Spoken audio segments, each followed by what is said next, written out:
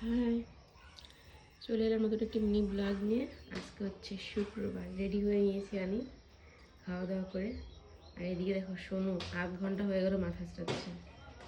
আমি বললে আঁচড়াতে পারি না। এইটুকুনের থেকে এত বড় করলাম আমি চুল টুল আঁচড়ে দিয়ে, আমি বলে এখন পারি না। ভাবো কাণ্ড।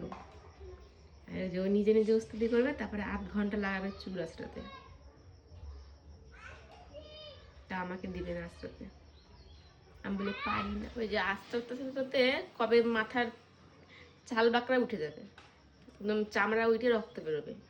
কতগুলো চিউনি দিয়ে আশ্রয় এই যে একটা, তারপরে আরো করে ওই ভিতরে এখনই এত স্টাইল, আর তো দিন পড়ে গেছে। আজকে আমি দেখো চুলটা একটু অন্যরকম করে আসতেছি। তো সোনুকে বললাম কি, সোনু আমার কেমন লাগছে, বলে কি একদম ভালো না। কি হিংসা দেখছো, বলে আমাকে বলে ভালো লাগছে না। সেই পাচ্ছি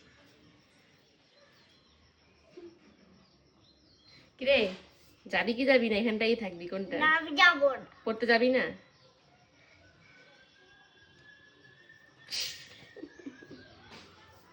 চলো এখন যাবো, রাস্তাতে শোনো কি করে সেটাও তোমাদেরকে দেখাবো, ঠিক আছে?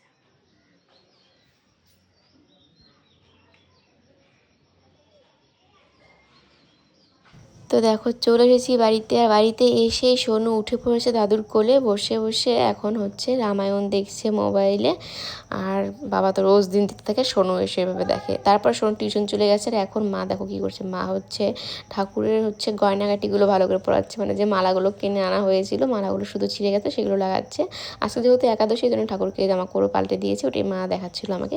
তারপর আমি দোকানে বসে আছি, বাবা আমার একাদশী ছিল, এই জন্য তখন একটু কিছু খাচ্ছিল। আর সোনু তো তখন হচ্ছে টিউশনিতে ছিল। তো দেখো তারপর আমরা বাড়িতে চলে এসেছি, 9টা বেজে গেছে। সোনুকে এখন হোমওয়ার্ক করাচ্ছিলাম। সোনুর ম্যাম হোমওয়ার্ক দিয়েছে, যেহেতু সামনেই সোনুর ফাইনাল এক্সাম 27 তারিখ থেকে, মানে 27শে ফেব্রুয়ারিতে এক্সাম শুরু। তো এর জন্য সোনুকে একটু পড়াতে বসিয়েছি। আর সোনু যে পরীক্ষায় কী করবে ভগবান জানে। আর সোনুর প্রচণ্ড সর্দি লেগেছে। পরীক্ষার সময় সোনুর শুধু শরীরটা খারাপ হয়, কী আর বলবো।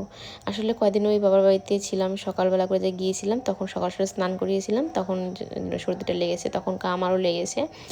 আর আজকে রান্নাবান্না সেরকম নেই, এই জন্য শুনে এখানটায় বসে বসে আসি। চলো আজকের ব্লগটি বলতে ভালো লাগে লাইক করো, তাহলে চ্যানেল সাবস্ক্রাইব করে দাও। দেখা হবে নতুন ব্লগে, সে রাতের সাথে